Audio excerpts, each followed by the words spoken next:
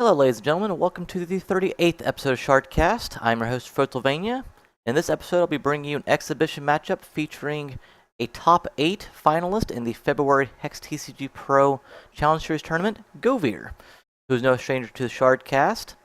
We'll be featuring his take on a Ruby Wild deck, which should make it a very quick matchup, one way or the other, as he takes on exhibition opponent Jacosta, who are playing a Blood Diamond deck. Let's go ahead and get you out to that matchup as soon as we can here. Again, like I said, this should be a fairly quick matchup. And let's see if it's ready to go. Yep, here comes a coin flip. Again, we'll be seeing this from Govir's point of view. He'll be playing Running Deer, which is a life gain champion.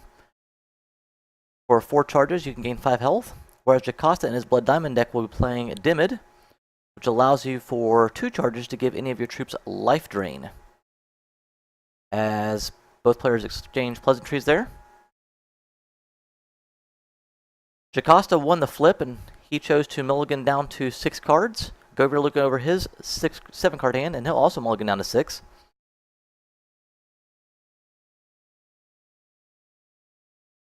See if he decides to keep his 6 card hand. He does. He's going to keep a Ruby Shard, a Shards of Fate, 2 Wild Shards, Nature Reigns, and Ragefire. So Jacosta and Govir already exchanging commentary back and forth to each other. Again, we are witnessing a matchup in the alpha stage of the Hex TCG, brought to you by Cryptozoic Entertainment. So Jacosta is letting Govir know about a crazy bug he came across. So this will probably delay a little bit of the matchup here. Apparently there's a bug with the Infernal Professor. Let's see if we get this underway. We do. Jacosta is going to drop a Diamond Shard to open up the matchup, and looks to be all for his first turn.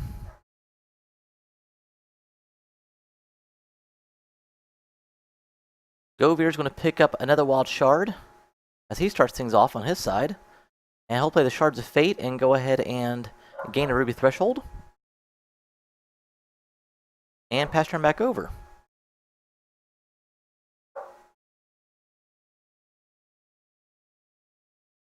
So Jacosta, let's see if we'll get the action going here. Draws a card for turn and does not drop a Shard, so actually he won't be getting the action going.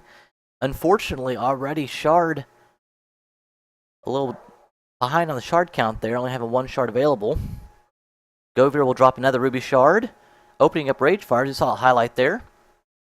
Decides not to play it. It is a base action, meaning he'd have to play it on his own turn. Passes the card over to Jacosta. Jacosta plays a Diamond Shard and drops a Soul Marble into the board. That's a constant that you can start dumping resources into. When it gets to 10 counters, as you put a counter on it for each resource you put into it, you can transform it into Soul Cavalry, which is a 6/6 troop with Spell Shield and Steadfast, or into Soul Ornaments, which gives each of your troops +2/+2, and Spell Shield and Steadfast. So Govir will drop a Wild Shard for his turn as he draws a Gas Troll and puts a Briar Legion on the board, which is a troop that gets +2/+2 for each Briar Legion you've played so far in the game, and not necessarily what's on the board. So that will cost all 3 of his resources. He'll pass turn back over. Jacosta drops a 3rd Diamond Shard. Haven't seen a Blood Shard come out yet. He's going to play Lixil the Deathless Gem. That's one of the new cards. When Lixil enters play, choose a standard resource from among your deck, and you get the threshold that resource provides. So it's pretty much a Shards of Fate, but you don't get a permanent resource, instead you get the threshold. But in lieu of the resource, you get a 3/3 troop, so not too bad. He goes ahead and gets the blood threshold he may need. And we'll pass turn back over. That 3/3 troop will keep the Briar Legion at bay for at least for right now. As Govir's pointing at Jacosta's champion power, we saw it light up. Govir draws another Wild Shard for turn. So he now drops one of those. 2 threshold of each, Wild and Ruby, for resources available. He can't get the Lixil off the board with the Ragefire because it only deals 2 damage, so he's going to drop the Gas Troll first. and chooses not to swing the Briar Legion in. I didn't know if he'd swing and see if he gets blocked and Rage Fire in response. That would do good for the Gas Troll, but not good as far as card advantage goes. That would put him losing 2 cards to cost us 1. That's what we call card advantage. Or card disadvantage in that respect. It would cost you 2 cards to get the 1 card off the board. Jacosta draws a card, drops a diamond shard, going to 4 diamond threshold, 1 blood threshold, 4 resources available, 4 cards in hand, and the champion power is lit up. So he can give Lixel life drain, which will allow Jacosta to gain health for any damage that Lixel would deal during the turn. If it does fall off at the end of the turn. Put Jacosta with 4 cards in hand, weighing his options. He's going to drop Infernal Professor, which is a basic action that costs 2. You're going to put a random non-resource card from your deck into your hand. It gets permanent cost of -2. But however, if you don't end up playing it, start of your turn, if it's still in your hand, it's going to deal 2 damage to you. So there's a trade-off there. It gets 2 costs less. Well, he's got another Infernal Professor. He's going to try and do it again. That one costs 0 because it did get the cost subtraction from the previous one. And here comes Soul Marble. That got the cost subtraction as well. So that's now a 0 cost constant. It normally costs 2. So let's see if he starts using some of those resources. He will. He's going to pump 2 resources into the Soul Marble, it looks like. Yep, there comes the second counter. As you can see, the second counter fall on the Soul Marble. What we know, though, is Govir has Nature Reigns. Nature Reigns says destroy target artifact or constant. So Govir will probably let Jacosta start dumping a bunch of resources into it before he decides to pull off the board. Yes, he could destroy it now, but instead he'll keep Jacosta dumping resources into it to slow him down a little bit. Jacosta will swing the 3/3 Elixir. Govir chooses not to block as both of his troops would have been sacrificed in response and wouldn't have pulled Elixir off the board. So he'll go down to 17. And pass the turn over to Govir. So Govir draws a Ruby Shard for turn. Drops a Wild Shard. So he has a Ruby Shard, Wild Shard, Nature Reigns, and Rage Fire in hand. His champion power now lights up as he gets to 4 charges there. He's going to go ahead and use it. So he goes from 17 health up to 22.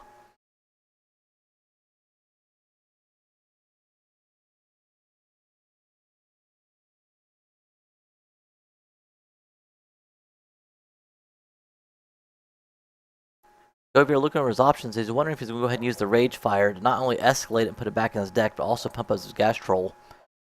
He will choose to do that. So Rage Fire will deal 2 damage to Jacosta. Will go down to 18. Gas Troll, it says get permanent +1/+1 whenever you play a Ruby card. Will now go up to 2/2. Govir will now swing both the Briar Legion and the Gas Troll, dealing 4 damage. So Jacosta will go down to 14. Rage Fire is an escalation card. So it will shuffle back in his deck instead of the graveyard, and anytime he plays a Rage Fire from here on out, it will deal 4 damage to target troop or player, or champion I should say, as it does escalate. That number will increase to 2 each time he plays it. Jacosta draws a card for turn and drops a Diamond Shard, going up to 5 resources. He plays a 3rd Soul Marble. I'm sorry, he does not. I apologize. He's dumping resources into the one he already has. I thought he was playing a 3rd one. So instead, he's going to go ahead and dump, it looks like all 5 of his resources into the Soul Marble. Otherwise, I don't know why you do it on your own turn. That basically takes away your quick actions. Again, he's getting rid of the Gas Troll with a Murder, also a quick action. So not quite sure, again, why you would bother dumping your resources on your own turn. Nevertheless, he gets the Gas Troll off the board with the Murder card. 4 counters down the Soul Marble. Will swing the 3/3 Elixir. Did not put Life Drain on it. So just deal 3 damage to Govir. Goes down to 19. 14 for Jacosta. That's his turn. Govir draws another Shard. Good, because now he can play pretty much any card in his deck, probably, as he goes up to 6 resources now. Bad, because he really doesn't have a way to race Jacosta here. Because yes, he's going to deal 2 damage. He's probably talking that over right now to himself. He can deal 2 damage to Jacosta here, which will take him down to 12. But next turn, Jacosta can put Life Drain on Lixel and gain 3 back. So he's not making any headway here. Govir needs to draw something else out of his deck besides a Shard. Passes turn over to Jacosta. Draws a card for turn.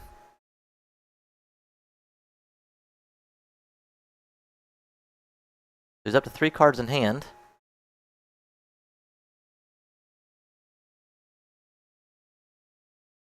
Jacosta weighing his sources here. Sorry, not sources, but choices, I guess would be a better word. Looks like he's going to start putting resources into Soul Marble. There's 1. There's 2. He's up to 6 now. 7. We'll probably see Govir use Nature Rains here in response in just a second. There's the 8th one. Here's the 9th. So we'll probably see Nature Rains in response to anything else that's played. Jacosta drops a shard here. Nope, chooses not to. So 9 counters on Soul Marble. Jacosta chooses not to swing. And passes turn. So Govir will hold on to that Nature Rains in hand. And here comes Crash of Beasts. Here comes a Wild Shard, up to 7 resources.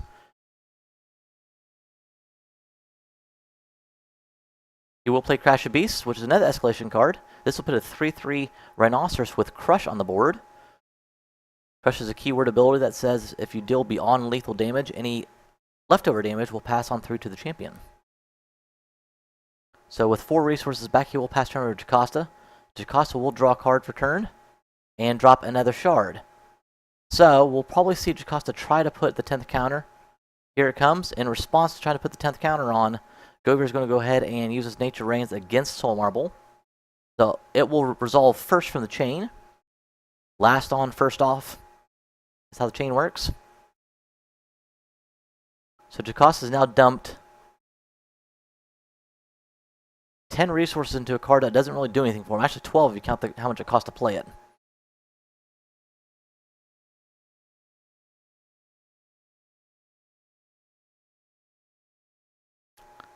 So now he still has a Soul Marble still left on board, so we can probably see him dump the rest of his resources into it, meaning that next turn he'll be able to transform it if he wants to. He's got enough resources now, and that's exactly what he's doing. I would be quite surprised not to see him go ahead and give Lixil Life Drain here and swing, just to be able to put more life back in his health pool.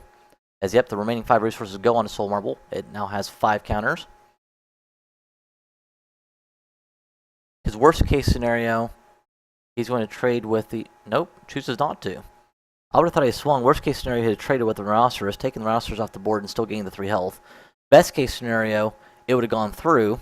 It just takes 5 back and only loses 2 health. In this respect, he's going to have to block pretty much in response. But he doesn't get the life back on it. Maybe he's waiting for his Soul Cavalry, maybe. That's probably what he's doing.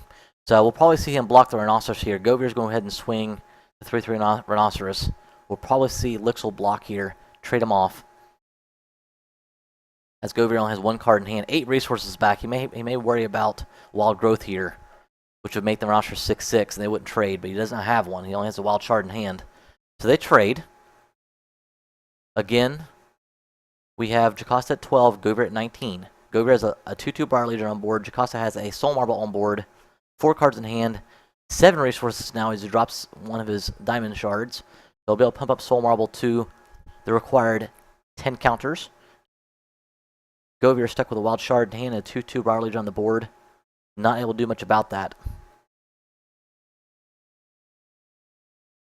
So we'll no doubtly see him start pumping resources into Soul Marble.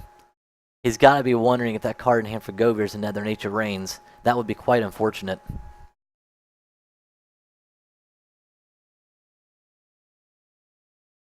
With a Wild Ruby deck, the way it's generally built, I'm guessing Govir was not expecting to get 8 shards this early in the game.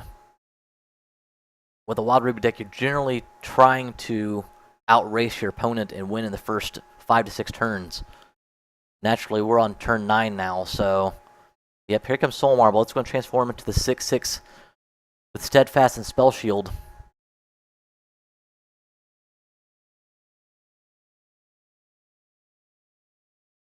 He gives it Life Drain and plays another Soul Marble. So because the card was already out in play, he can go ahead and swing with Soul Cavalry. He's going to. Govir chooses not to block. Chooses to take the 6 on the chain, go down to 13. Jacosta will get the 6 back and go to 18. It does not exhaust when it attacks because it has the Steadfast ability. So Govir is in a world of hurt now. Here comes a Genesis Hydra. Genesis Hydra says when the troop is dealt damage, it gets permanent +1/+1. Doesn't really do it much good, considering if it takes damage from that Soul Cavalry, it's pretty much dead. Govir is probably looking over the fact that if he drops his decoy card, which he does, it would give him 5 health back. So he does that to go back up to 18 health. However, he now has no decoy cards, 0 cards in hand. So he can't bluff at anything here. So to a 4/4 Hydra on the board and 2/2 Briar Legion, no cards in hand, passes turn to Jacosta. Both players 18 health. Jacosta draws card for turn, drops another shard. This time it's a blood shard. 7 threshold in the diamond category and 2 in blood. 8 resources available, 2 cards in hand. Champion ability, he sells 6 charges, so he can still use life. Oh no, this is going to be a problem. Out comes Drew's Colossal Walker, an 8/8 troop for 5. It must attack each turn if able. And it's at Crush, but it costs 8 health to ready the troop. However, what he'll probably do is start putting life drain on it, which means he'll be able to just spend the 8 health he gains back in order to ready it. So this is usually a win card in this respect. Jacosta dumping the rest of his resources into Soul Marble, put the 3 counters on it, has 1 card in hand, no resources now. Puts the life drain ability on Soul Cavalry, will no doubtly swing it. Govir almost has to double block here to take it off the board.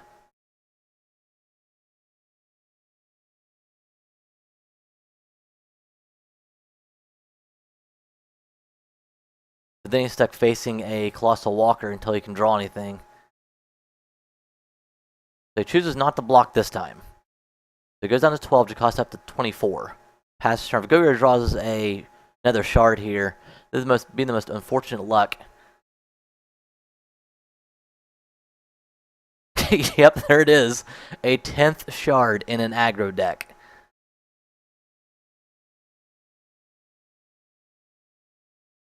So he would have to no doubtly double block the Soul Cavalry this time. He's going to get 8 on the chin.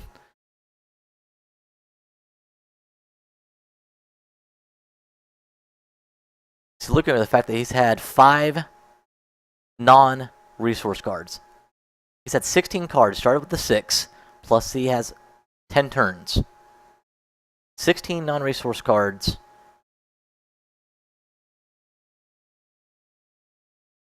Sorry, 15 non-resource cards.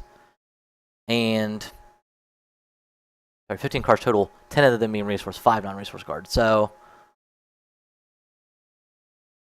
Jacosta trying to decide how he wants to play this out. He's just making sure he doesn't fumble here and punt the game back over to Govir.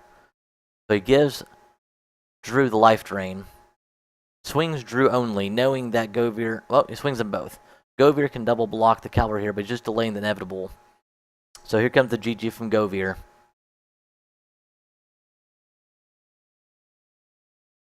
And let's see, Govir decides just not to block. He's going to go ahead and concede the game. So Govir with the Ruby Wild deck shows exactly how it can go south for it if you don't get the cards you need. Unfortunately, with an aggro deck, you're looking to get just 2, 3 shards, maybe 4 at the most, but usually no more than 3. And go ahead and get your cards running. That way you can deal some damage in early and win by turn 4 or 5. There, Govir just couldn't get anything going because all he was drawing was shards. So we did see Govir make the top 8 in the previous HexTCG Pro HexTCG Pro Challenge Series tournament. We have the next one coming up on March 22nd. So no doubt we'll be looking for Govir to place high again. I'm going to guess that he's going to encounter that bad luck once in a blue moon, so best of luck to him there. Please check out the links below the cast here. That way you can check out Govir's Twitch page and follow him on Twitter. And also make sure that you tune into future Shardcasts. You can do so by subscribing to the page here on YouTube, or you can follow me on Twitter. I'll have a link below, as well as you can see my handle right here below my face here. That way you can be notified if another Shardcast becomes available. As I always do, I try to go out into the masses and find new content to display here on Shardcast. If you have some content you'd like to display, please, by all means, shout me a line either through the channel by commenting or shoot me a tweet, and I'll do what I can to get you featured on Shardcast. In the meantime, I want to thank you again for tuning in to episode 38 of Shardcast, and so long.